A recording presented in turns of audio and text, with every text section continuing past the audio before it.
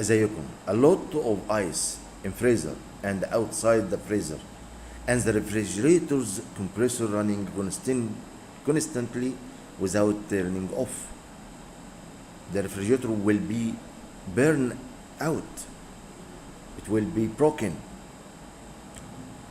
How to fix this? The problem in the refrigerator thermostat problem.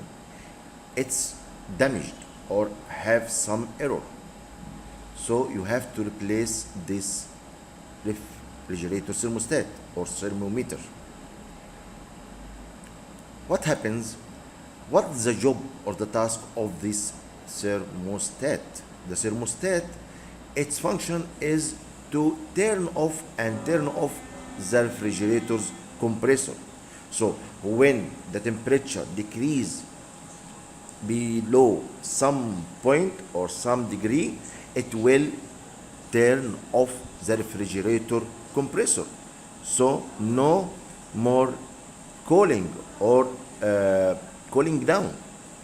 You can adjust this from the adjuster connected to the thermostat.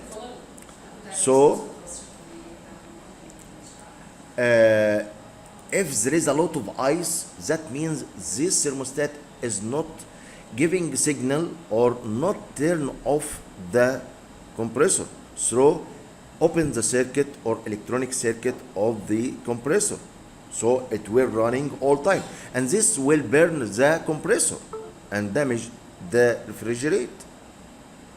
The other thing is it's not working at all. The thermostat is broken and no close the circuit, so there is no running of the compressor and there is no cold at all.